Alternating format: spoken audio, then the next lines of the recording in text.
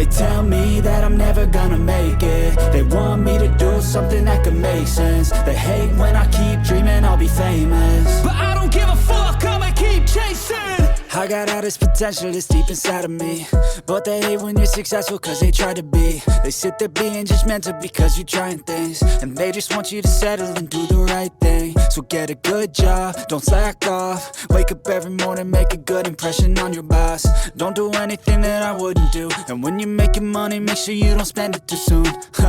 Fuck that, I'll do what I wanna do. I got a different path from everyone, and that includes you. Who are you to tell me how to live life? In these times it feels like nobody's right, yeah. So I'ma figure out what else we succeed, and then invest all of my time into that and proceed. I need whatever the hell could make me happy.